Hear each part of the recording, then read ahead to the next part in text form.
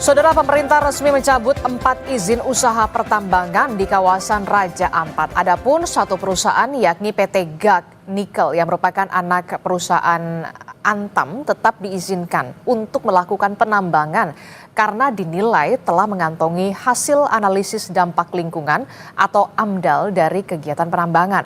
Apakah pencabutan IUP menjadi langkah yang cukup tepat? Dan bagaimana pula langkah selanjutnya yang harus dilakukan? Kita akan bahas bersama dengan Ketua Tim Kampanye Greenpeace yang sudah hadir ke studio Orange Kompas TV. Sudah ada Mas Ari Rompas. Selamat pagi Mas Ari. Selamat pagi. Oke, kemudian juga melalui sambungan daring sudah bergabung bersama kita ada Wakil Ketua Komisi 12 DPR RI dari fraksi Nasdem, ada Pak Sugeng Suparwoto. Selamat pagi, Assalamualaikum Pak Sugeng. Selamat pagi, Waalaikumsalam warahmatullahi wabarakatuh. Iya, sebenarnya Pak Sugeng dan juga Mas Ari, kami dari pihak Kompas TV sebenarnya sudah mengundang perwakilan dari Kementerian SDM, namun hingga saat ini sayangnya masih belum mendapatkan respon untuk bisa ikut bergabung bersama kita di sini di pagi hari ini untuk membahas atau membicarakan soal ini yang kemudian menjadi sorotan banyak pihak di pekan-pekan terakhir hari ini. Saya ke Mas Ari dulu, Mas Ari dari Greenpeace. Ini kita lihat ya, ironi tambang nikel di Raja Ampat begitu ya. Kita tahu Raja Ampat, memang Raja Ampat tuh luas banget gitu ya, luas sekali begitu ya. Bahkan dikatakan surga dunia yang terakhir ya. Itulah ya. Namun kemudian ada sedikit kemarin menjadi sorotan dan sampai akhirnya pemerintah mencabut izin usaha pertambangan terhadap 4 perusahaan. Tapi kemudian yang menjadi pertanyaan, nah satu perusahaan yang justru menjadi sorotan hanya mendapatkan pengawasan khusus ya. Tidak dicabut izinnya. Nah kalau dari Greenpeace sendiri, apakah ini sudah tepat atau belum sebenarnya? Iya, kalau kita bisa lihat ya dari sisi lingkungan bahwa keputusan pencabutan izin dari 4 izin, tapi PT GAC tidak dicabut, saya kira itu tidak menggambarkan bahwa pengambilan keputusan itu berdasarkan pada persoalan-persoalan lingkungan gitu salah satunya. Karena PT GAC ini menjadi bagian dari ekosistem di Raja Ampat gitu. Jadi dia harus dilihat satu kesatuan karena proses geologi yang terjadi di Raja Ampat itu sejak jutaan tahun yang lalu itu menghasilkan kekayaan biodiversitas di sana gitu, kekasan khusus. Nah, PT GAC ini menjadi bagian dari satu gugusan pulau-pulau di Raja Ampat gitu. Nah, sehingga kalau kemudian yang dicabut itu hanya 4 gitu ya, tapi PT GAC yang tidak dicabut itu kenapa? Nah, padahal memang dari awal waktu sejak zamannya Gus Dur itu udah mengkategorikan wilayah ini wilayah kawasan hutan lindung gitu. Nah, kenapa harus ditetapkan kawasan hutan lindung? Karena fungsi ekologinya itu sangat penting. Tapi kemudian dalam proses-prosesnya ada pengecualian untuk pengecualian Perpu gitu yang kemudian dikeluarkan sejak zaman Ibu Megawati itu memperbolehkan mengecualikan 13 izin perusahaan termasuk PT GAC. Nah, karena PT GAC sebelumnya sudah mendapatkan izin ya dari kontrak karya sebelumnya dan itu kemudian tahun 98 gitu ya, 98. Tapi memang prosesnya udah lama izinnya gitu ya, rejim kontrak karya namanya. Kemudian dia mendapat pengecualian. Itu juga sebenarnya ada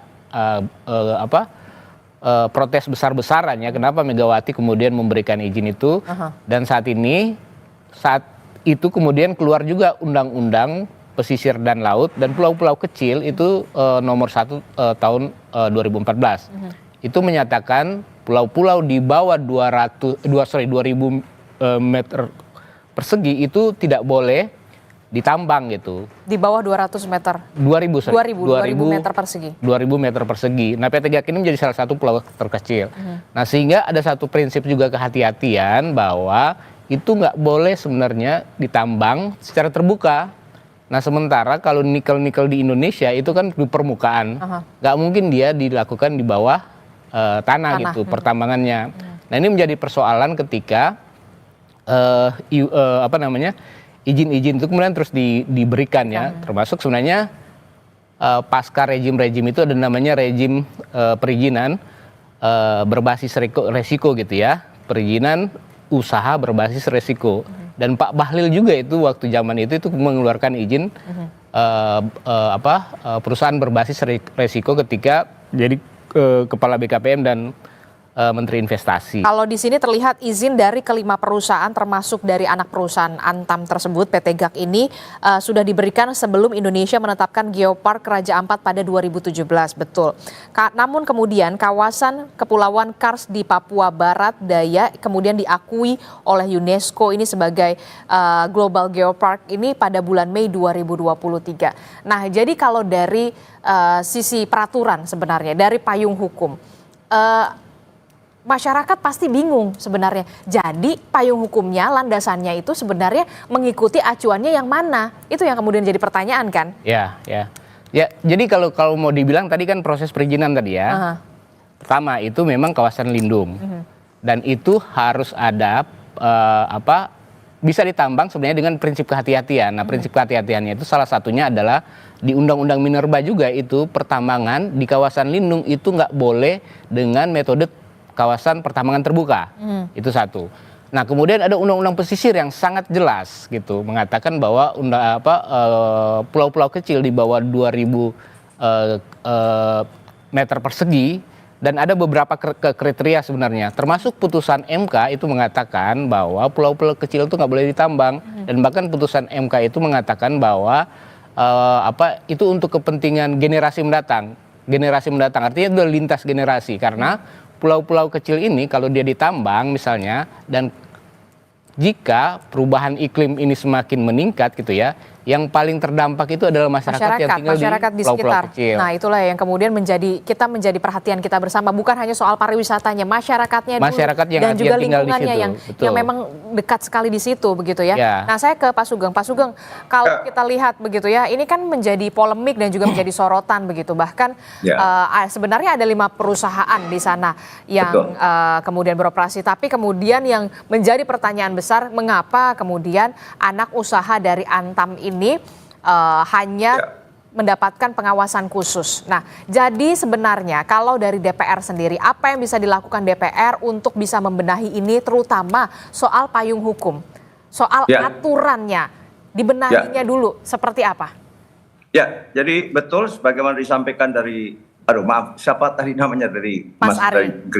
Mas Ari dari Greenpeace tadi, memang sempat ada keluar peraturan pemerintah gitu, jadi yang menyatakan bahwa ada 13 izin usaha pertambangan yang dikecualikan untuk dapat tetap beroperasi karena ini adalah rejim PKP 2B, yakni waktu itu perpanjangan dengan syarat. Nah, terlebih-lebih ketika Undang-Undang Nomor 3 Tahun 2020 itu syaratnya lebih ketat lagi, ada syarat reklamasi, syarat dan sebagainya. Itu adalah bentuk bagaimana kita tetap menjaga pertambangan akan tetap proper dalam pengertian tata kelola lingkungannya utamanya. Karena memang inilah dilema atau tantangan bangsa dunia, saya kira tidak hanya Indonesia, bahwa ada adigium yang menyatakan bahwa dunia tanpa tanpa pertambangan adalah bagaikan dunia tanpa peradaban. Sebaliknya adalah pertambangan yang tidak mengikuti aturan-aturan yang sebagaimana mestinya juga akan menghapus peradaban itu sendiri.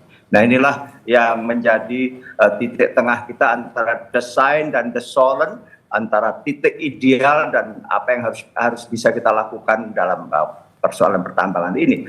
Nah, menyangkut tentang apa yang terjadi di Raja Ampat, awalnya itu menjadi protes keras masyarakat adalah keempat perusahaan tambang, yakni PT KW Sejahtera Mining dan PT Mulia Raymond Perkasa, PT Anugrah Surya Pratama dan PT Nurham. Ini yang menjadi protes keras, mengingat memang keempat tambang tersebut memang ada di kawasan Raja Ampat yang tadi masuk kawasan Global Geopark yang ditetapkan oleh UNESCO 2023 yang lalu.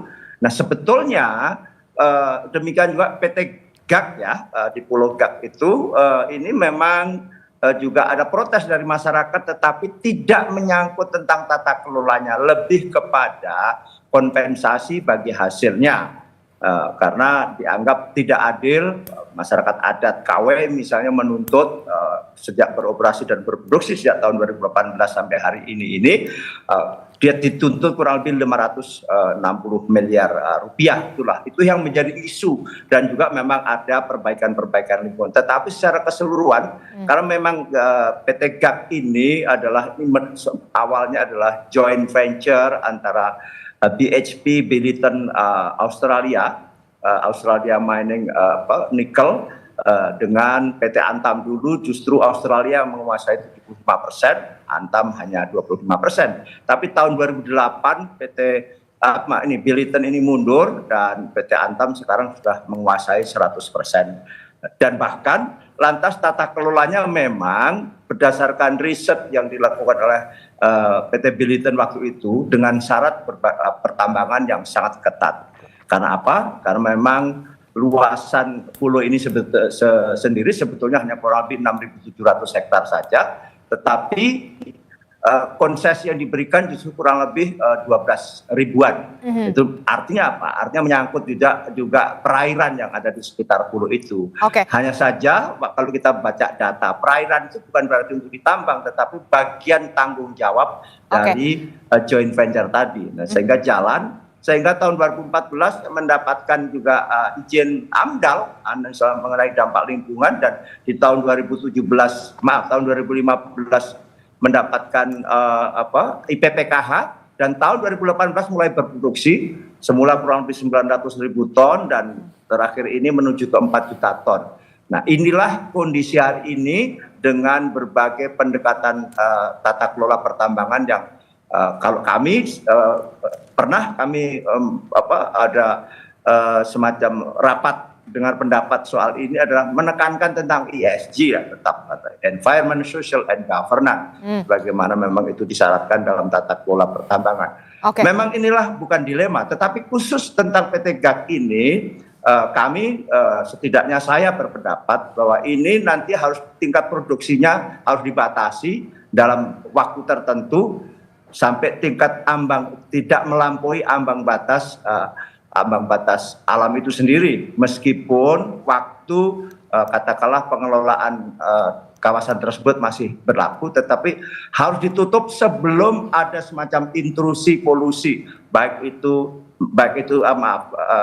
adanya polusi, baik itu menyangkut misalnya di pantainya maupun termasuk runoff terhadap bahan-bahan yang berbahaya seperti merkuri, seperti arsenik dan yang lain-lain masuk ke perairan laut. Jadi kami akan segera mengevaluasi tentang waktu atau kapasitas pertambangan itu sendiri, khususnya PT GAC. Jadi kita apresiasi pemerintah bahwa 4 itu ditutup karena memang itulah yang harus kita tutup. Nah, kemarin kan menjadi heboh karena justru ke-4 tambang ini tidak disentuh oleh Menteri SDM.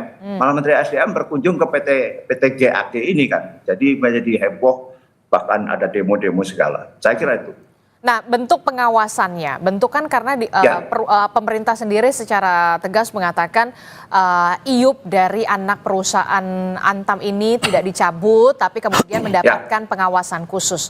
Nah, terjemahan dari pengawasan khususnya itu seperti apa? Dalam kurun waktu bagaimana? Jangan sampai kemudian ketika lingkungan sudah kadung rusak, barulah ditutup. Itu yang kemudian kita tingkat preventifnya itu seperti apa pengawasannya sejauh ini, Pak Sugeng? Ya, saya kira bagaimana tata kelola pertambangan yang baik banyak dicontohkan. Seperti, mohon maaf, bukan berarti kita memuji berlebihan. PT Vale misalnya, yang ada di Sorowako dan sebagainya, bagaimana tata kelolanya sangat baik. Misalnya mereka dengan memakai juga pembangkit listrik tenaga air, bahkan ada di danonya. Sampai sekarang justru dano tersebut karena dipakai untuk PLTA dengan pendekatan pertambangan yang sangat proven dan sangat prudent, sehingga tidak menimbulkan kerusakan lingkungan yang berlebihan. Tapi bahwa memang pada dasarnya pertambangan pasti merusak lingkungan, maka perlu adanya reklamasi dan sebagainya, apalagi kalau open pit seperti hari ini. Ke depan memang pertambangan, sebagaimana tadi disampaikan Mas Ari juga, harus dekat dengan apa-apa seperti dengan underground, sebagaimana sekarang juga di Papua ya. Freeport McMoRan tidak lagi dengan open pit tetapi underground. Setidaknya tidak merusak alam di atasnya. Sebagaimana pertambangan di tempat-tempat lain misalnya juga sudah ada dengan underground. Nah inilah mekanisme atau tata kelola. Kita kebetulan Komisi 12 beruntung sekali sekarang karena apa? Karena Kementerian Lingkungan Hidup bermitra dengan Komisi 12 sehingga kami dalam pengawasannya itu real betul setiap kali kami kunjungan lapangan sekaligus didampingi oleh Kementerian Lingkungan Hidup yang tentang standar lingkungannya dan sebagainya kita baca real time di tempat. Dan kita sudah mengusulkan sejak dulu kami di Komisi 7 bagaimana Kementerian SDM ada di Gakum Badan Penegak Hukum yang sehingga bisa melakukan pengawasan pertambangan dengan sangat-sangat prudent gitu. Oke, saya ke Mas Ari dulu. Mas Ari, bagaimana respon Anda mendengar penjelasan dari Pak Sugeng? Sebenarnya kalau soal anak perusahaan dari Antam ini yang jadi permasalahan adalah bukan soal tata kelolanya, tapi kemudian bagi hasilnya begitu. Nah, ada pengawasan yang memang nanti akan dilakukan begitu terhadap anak perusahaan dari Antam sendiri. Anda melihatnya seperti apa? Sudah cukup win-win solution kah atau bagaimana? Ya sebenarnya terlambat gitu ya. Terlambat. Kemudian Pak Sugeng gitu ya sebagai Mengapa Anda menyatakan terlambat? Ya sebenarnya kalau itu dilakukan sejak awal gitu ya dari proses-proses perizinan diawasi sejak awal apa yang terjadi di PT GAK gitu ya itu bisa diminimalisir gitu ya karena saat ini misalnya itu sudah terjadi deforestasi pulau yang kecil seperti itu deforestasi 300 hektar itu sangat berbahaya loh sebenarnya karena dia kan di atas permukaan dan daya dukung dan daya tampung lingkungan itu harus dipastikan. Karena kami juga melihat bahwa proses-proses perizinan kan harus ketat gitu. Dan seharusnya ini juga diinformasikan karena kami tanya waktu mencari data PT AMDAL PT GAK ini katanya lagi dipinjam sama Polres gitu. Nah, ini adalah fungsi-fungsi pengawasan yang harus dilakukan dan peran DPR ini sangat penting. Karena persoalan-persoalan di Raja Ampat ini baru kemudian mendapatkan respon ketika viral kan Yes, gitu. Betul. Nah, no viral no justice itu baru berlaku di sini. Nah, peran-peran DPR ini sebagai fungsi pengawasan seharusnya dia mempunyai instrumen kan karena memiliki ada punya dapil gitu ya, sering reses. Terus selama ini ngapain kalau kemudian nggak dapat? Karena masyarakat di Raja Ampat ini sudah berapa kali melakukan aksi-aksi gitu. Dan kenapa kemudian aksi ini baru menjadi viral? Karena kemudian fakta-fakta yang di lapangan, kami juga sudah melakukan pemantauan hampir setahun ini untuk mengumpulkan bukti-bukti. Bahkan kami dibilang video-videonya hoax gitu ya, sama Pak Menteri sama inilah ya. Tapi ini yang seharusnya dilakukan sama Pak Sugeng. Karena juga persoalan-persoalan nikel ini tadi, ini sudah terjadi di Sulawesi, di Halmahera. Bahkan misalnya undang-undang pesisir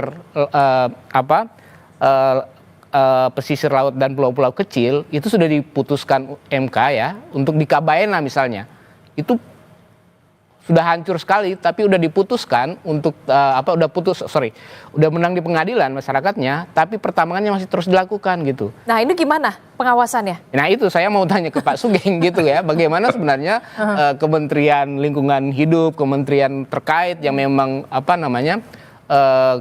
sebagai mitra kerja dari... Anda menilai ada unsur pengabaian di sana atau kemudian justru memang minim sekali pengawasan di sana? Jangan dijawab dulu, kita akan jeda dulu. Usai jeda kami akan kembali di Sapa Indonesia Pagi. Kami akan segera kembali.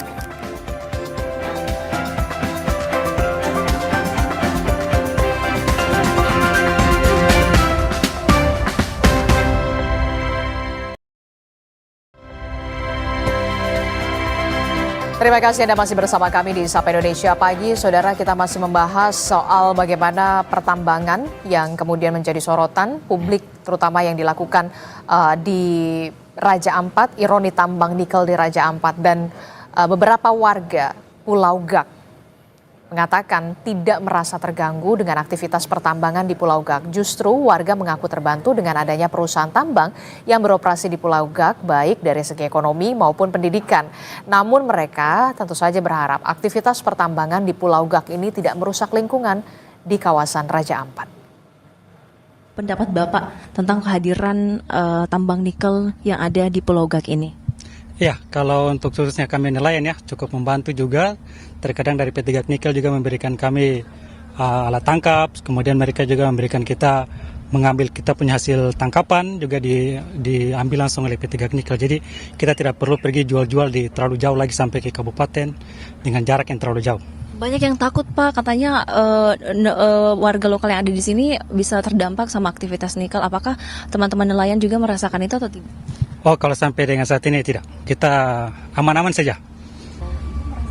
Oh, tidak terganggu karena saya nih sebelum lahir itu perusahaan sudah ada di Pulau Gak sampai sekarang.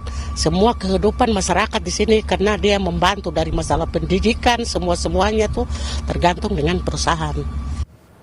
Nah, ini bagaimana kita masih membahasnya, ironi tambang nikel di Raja Ampat. Saya ke Greenpeace dulu. Nah, kalau dari masyarakat sekitar di sana begitu aktivitas pertambangan tidak terlalu mengganggu lingkungan dan segala macam, tapi kemudian masih berharap jangan sampai kemudian bisa merusak lingkungan begitu ya. Nah, kalau dari Greenpeace sendiri temuannya, poin krusialnya soal kerusakan lingkungan yang sudah terjadi di kawasan Raja Ampat ini akibat pertambangan nikel ini seperti apa yang sudah memprihatinkan? Jadi kita melihat soal dampak langsung gitu ya, dampak langsung direct impact itu adalah salah satunya adalah soal deforestasi. Deforestasi yang tadi Anda Deforestasi sebutkan. dari 3 perusahaan sudah aktif melakukan pertambangan terbuka di Raja Ampat, itu PT Gak itu paling besar, sekitar 300 hektar gitu ya. Justru itu paling besar, 300 Paling besar, hektar. karena dia dibandingkan dengan 4 perusahaan lainnya. Dibandingkan dengan 4 perusahaan lainnya. Dibanding Pulau KW sama Pulau Manuran.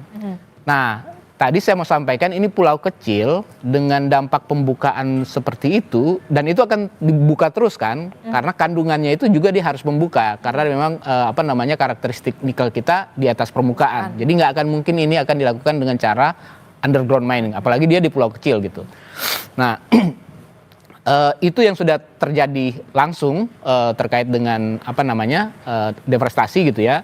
Yang kedua tentu dari pembukaan itu akan berdampak run off gitu ya, karena aktivitas pertambangan itu kemudian akan limpasannya itu akan terjadi sedimentasi di laut. Nah, itu memang akan kelihatan dengan jangka waktu yang panjang dengan musim-musim tertentu gitu, karena misalnya kalau musim hujan gitu ya, itu pasti akan larinya ke laut. Karena dia pasti ya Limpasannya akan ke sana.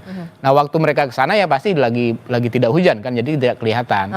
Nah, itu ketika terus-menerus dilakukan itu akan terjadi dampak sedimentasi, dan sedimentasi itu akan mengganggu karang, akan mengganggu biota laut, sehingga kemudian itu perairan itu semakin lama semakin jauh. Tapi itu nanti dampak jangka panjangnya gitu ya. Itu bisa dirasakan seketik berapa lama?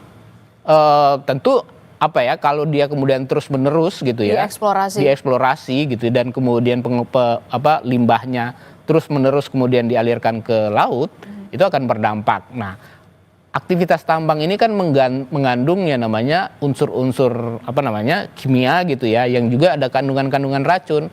Nah, apa yang sudah terjadi di wilayah-wilayah lain misalnya, itu sudah terdampak airnya sudah tercemar gitu ya, kemudian bahkan di tubuh beberapa masyarakat yang tinggal misalnya di Wedabai gitu ya, dari hasil penelitian baru itu sudah ditemukan gitu, ada logam-logam, ada kandungan yang berbahaya bahkan di dalam tubuh, karena itu kan air yang kemudian kita minum gitu. Nah, ini ke depan yang dampak yang mau kita yang akan terjadi gitu ya, kalau kemudian kita tidak hentikan gitu. Artinya penting untuk bagi kami sebenarnya, karena ini akan berdampak lebih luas, sehingga tuntutan kami sebenarnya mencabut semua izin kan di sana gitu. Nanti akan ada kemudian pemulihan, karena biaya pemulihan terhadap ini juga sangat sulit dilakukan. Bahkan KLH bilang misalnya Pulau Manuran yang sudah lama bahkan udah hancur duluan, itu susah dipulihkan. Nah, masyarakat dan butuh banyak biaya. Nah, itu bagaimana? Harusnya kan itu menjadi tanggung jawab perusahaan yang memang IUP-nya sudah dicabut.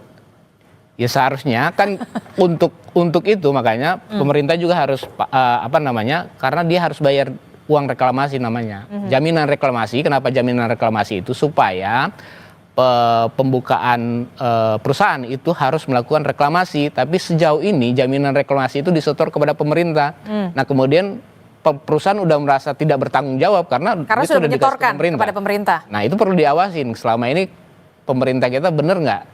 Nah dengan pemerintah yang kita yang masih dengan korup yang masih tinggi, Fakta di lapangannya fakta seperti di apa? lapangan seperti ya kalau kita lihat di wilayah-wilayah lain, misalnya yang di Sulawesi, di Halmahera, itu reklamasinya tidak pernah terjadi karena secara teknologi misalnya, apalagi di pulau kecil ya, ini tanahnya diambil, ore nikelnya dibawa pergi, terus mau menutupin tanah yang sudah diambil itu dari mana? Ngambil dari pulau lain. Nah itu yang kemudian secara teknologi itu kemudian diakal-akalin gitu ya, bahwa ada pertambangan berkelanjutan di pulau kecil. Bagaimana berkelanjutan? Nah fakta-fakta di lapangan di mana pertambangan pulau-pulau kecil sudah habis, sudah pergi gitu ya, itu ditinggalin. Nah apa yang terjadi di Manuran itu akan terjadi sama dengan yang terjadi di Pulau Gak. Nah masyarakat yang tinggal di sana mungkin saat ini mereka mendapatkan manfaat ekonomi, tapi kedepannya seperti apa? Sehingga kemudian yang dibangun dalam konteks perekonomian itu bukan industri ekstraktif yang mengandalkan ekstraksi alam yang kemudian berdampak pada kerusakan alam, ini yang sebenarnya harus dihindari. Apalagi dampaknya terhadap pulau-pulau kecil. Apa yang bisa dilakukan oleh pemerintah pusat dan juga pengawasan seperti apa yang diharapkan oleh Greenpeace dan juga supaya ini betul-betul bisa menjadi catatan serius begitu ya soal pertambangan nikel di Raja Ampat ini? Menurut Anda, dari pertama deh dari soal pengawasannya dulu dari DPR, termasuk soal perizinannya, aturan hukumnya, payung hukumnya, apa yang bisa dilakukan sebenarnya? Pertama gini ya, besok kami akan merilis laporan lebih lengkap sebenarnya, bahwa pertambangan di Raja Ampat sebenarnya bukan cuma 5. Ada 11 izin yang ada di sana dan itu potensial diaktifkan. Nah ini yang penting dilihat untuk di Raja Ampat, dan 4 yang dicabut ini termasuk PT GAK yang tidak dicabut itu adalah perusahaan yang aktif di sana. Nah pengawasan apa yang harus dilakukan sebenarnya kan kalau kita lihat banyak aturan-aturan yang sudah diprasyaratkan gitu. Tapi selamanya ini selalu sektoral. Nah kalau tidak Presiden Prabowo juga yang turun tangan itu berkelahi itu. Karena satu menemukan bukti, yang satu bilang tidak menemukan bukti. Gak ada apa-apa. Makanya itu inilah kemudian persoalan-persoalan yang serius Pak Sugeng. Kalau kemudian pengelolaan sumber daya alam kita digunakan secara sektoral, ini akan selalu begini yang kita dapatkan. Dulu sebenarnya kita mengusulkan ada undang-undang yang lebih luas untuk pengelolaan sumber daya alamnya gitu. Sehingga ada undang-undang yang memang harus segera direvisi menurut Anda? Iya betul, karena kalau dia sektoral gini, ini tidak akan pernah ketemu tuh. Nggak akan pernah selesai. Nggak akan pernah selesai. Nah kalau kemudian itu soal political will, kalau pemimpin tertingginya tidak mengambil keputusan, ya itu tidak akan selesai itu. Seperti apa yang terjadi saat ini, kalau tidak presiden yang turun tangan itu nggak akan pernah selesai. Nah ini kan soal political will, tapi political will itu harus dijaga menjadi satu instrumen hukum gitu. Kalau kemudian seperti ini tidak akan terjadi, walaupun bagaimana pengawasan yang dilakukan oleh kementerian atau DPR itu sifatnya akan sektoral gitu, ngomong sama Menteri Lingkungan, ngomong sama Menteri SDM, ngomong sama Menteri Kelautan, ngomong sama Menteri Kehutanan. Ini 4 menteri loh yang punya kewenangan di wilayah itu, dan mereka punya proses-proses perizinan yang berbeda. Betul. Gitu. Dan masyarakat jadi bingung sebenarnya. Masyarakat jadi bingung hukumnya gitu. Seperti apa? Jadinya hukum mana yang mau kita tegakkan gitu. Kalau kemudian proses hukumnya sektoral gitu. Jadi sebenarnya dulu kita pernah ngomong diskusi soal undang-undang pengelolaan sumber daya alam gitu, yang lebih luas gitu. Jadi dia memayungi. Yang dulu sebenarnya itu bisa dilakukan dengan undang-undang pokok agraria. Tapi Undang-Undang Pokok Agraria itu hanya jadi instrumen rujukan, tapi implementasinya tidak pernah dilakukan. Oke, Pak Sugeng, bagaimana sebenarnya Ya. DPR bisa ambil peran di sini, begitu ya? Karena juga DPR kan perpanjangan tangan dari konstituen Anda, begitu ya? Perpanjangan tangan juga dari warga, dari masyarakat, begitu. Perlu ada payung hukum yang menaungi empat kementerian yang jangan sampai kemudian hanya sektoral saja. Ini nggak akan pernah selesai kalau kemudian payung hukumnya, instrumen hukumnya saja belum jelas sebenarnya. Jadi warga juga bingung, masyarakat juga bingung sebenarnya ini menggunakan instrumen hukum yang mana. Ya, jadi ada dua hal tadi yang disampaikan Bung Ari. Jadi terima kasih masukannya tentang tadi peran DPR. Bagaimana DPR? Nah begini, Bung. Kebetulan saya dari fraksi Partai Nasdem, kami ini punya anggota DPR dari Papua Barat Daya, yakni saudara Riko Sia. Nah, dia adalah yang selama ini justru menampung aspirasi masyarakat itu yang protes terhadap keempat tambang tadi. Kemarin itu kunjungan menteri itu tidak menyentuh keempat perusahaan tambang ini, justru datang ke PT GAG yang meskipun menurut catatan Bung Ari tadi atau Greenpeace karena memang melakukan pembukaan betul karena keempat tambang ini baru eksplorasi belum produksi, tapi ini ada di wilayah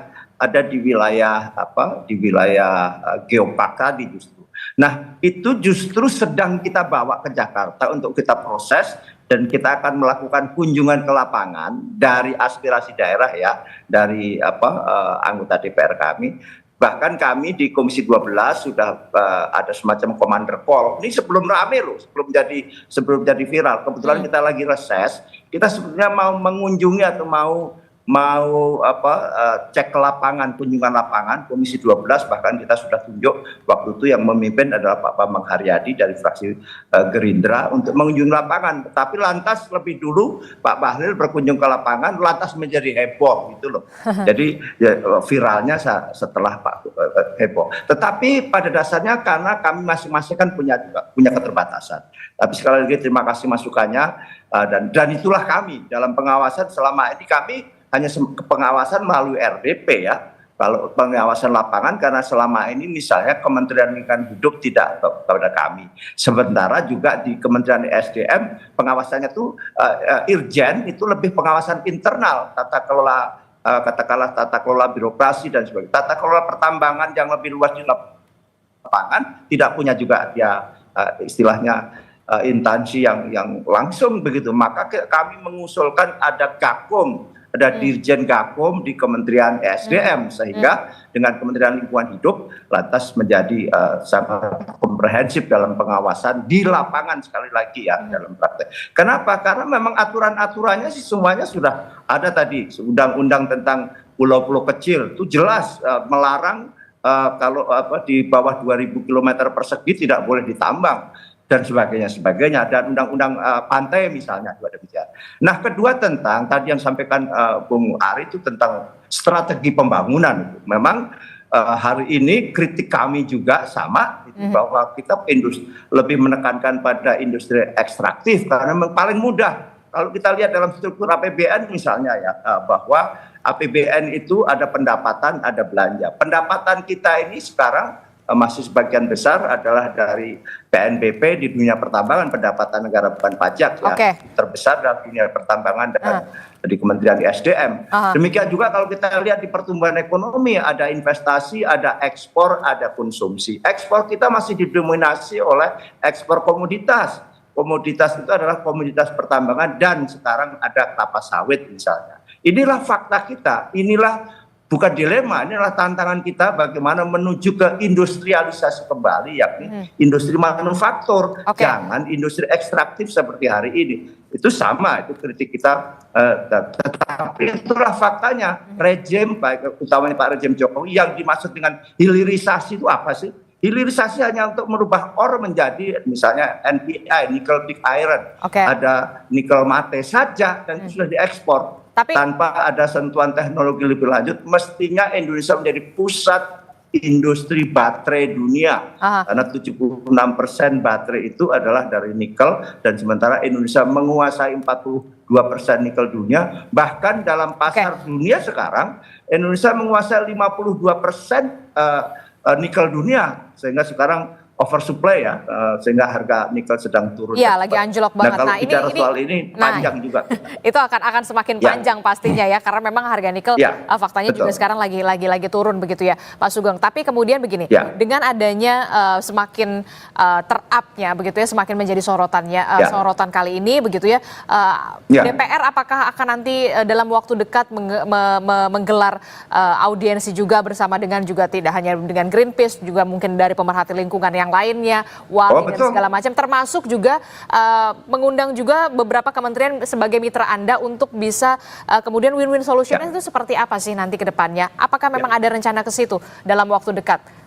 Pak Sugeng, singkat saja. Dipastikan ada gitu, karena kami memang itulah kami gitu, Pak. Tidak ada masalah yang mengemuka seperti hari ini. Kami selalu dengan Kementerian SDM misalnya, dengan juga pemangku kepentingan lain, misalnya beberapa waktu lalu sampai kita tentang kualitas udara kita. Apalagi kita kan sepakat ya menandatangani Paris Agreement, kita sepakat untuk menekan emisi pada tingkat tertentu dan net zero emission di tahun 2060 atau lebih cepat. Artinya seluruh praktek pembangunan itu harus mengacu ke sana, baik di sektor energi, sektor pertambangan sekalipun, itu parameternya itu. Saya kira nanti mungkin kita akan bicara panjang lebar juga dengan Greenpeace, dan kami pernah juga dengan Greenpeace di tahun 2000 beberapa waktu lalu lah ya, dan kita sangat-sangat terbuka. Saya dengan senang hati menerima masukan dan bahkan mungkin kritik gitu.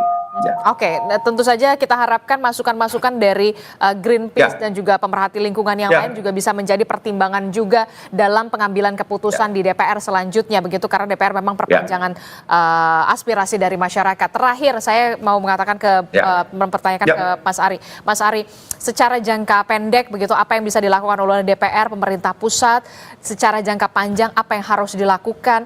Jangan sampai kemudian kita kehilangan lingkungan dari Raja Ampat yang kita sudah tahu ini memang benar-benar pesonanya luar biasa, tidak hanya soal pariwisata tapi kemudian bagaimana oksigen di Raja Ampat untuk bisa menghidupi masyarakat Raja Ampat itu sendiri. Ya, pertama-tama kami bersama-sama tentu ya dengan 60.000 orang yang menandatangani petisi Save Raja Ampat, ini adalah bagian yang terus memperjuangkan sampai Raja Ampat itu betul-betul terlindungi. Sehingga dalam jangka waktu yang dekat ini kita meminta pemerintah itu bukan hanya mengumumkan tapi membuktikan dengan kekuatan hukum kepada perusahaan-perusahaan yang sudah dicabut gitu ya. Bahkan kami tetap meminta sebenarnya PT GAC juga dicabut. Karena prinsip-prinsip yang kami lihat bahwa ini Raja Ampat ini menjadi satu kesatuan. Tidak bisa dilihat hanya pulau per pulau. Nah, sehingga kemudian dalam jangka waktu yang pendek ini kami terus memantau gitu ya, dan akan terus berjuang. Greenpeace bersama masyarakat di Raja Ampat dan 60.000 orang yang kemudian menandatangani petisi ini akan terus berjuang untuk memastikan perlindungan total terhadap wilayah Raja Ampat. Yang kedua memang selain itu kami meminta sebenarnya kebetulan ada Pak Sugeng gini ya, untuk sama-sama kita melihat mengevaluasi kembali yang namanya kebijakan hilirisasi, karena itu bukan hanya di Raja Ampat. Raja Ampat ini hanya pemicu saja untuk melihat lebih dalam apa yang terjadi di Halmahera, di Sulawesi, bahkan di seluruh pulau-pulau kecil di Indonesia. Ada 160 berapa pulau-pulau kecil yang juga memang sudah terancam. Nah, itu yang lebih menyeluruh bisa dilihat dan bisa dilakukan, karena kita harus memastikan bahwa persoalan-persoalan di Raja Ampat ini adalah bagian juga yang menyeluruh dari apa yang terjadi di persoalan-persoalan di Indonesia gitu, terutama soal kebijakan hilirisasi gitu ya, yang itu hanya menguntungkan segelintir orang tapi sudah berdampak terhadap lingkungan, sudah berdampak terhadap masyarakat yang tinggal di sana, dan bisa juga akan berdampak pada ekonomi karena nikel habis selesai kita tinggal ditinggalin dengan lubang-lubang tambang yang ada di situ. Nah, ini justru lebih pada kepentingan nasional kalau kemudian hilirisasi ini betul-betul tidak evaluasi secara menyeluruh.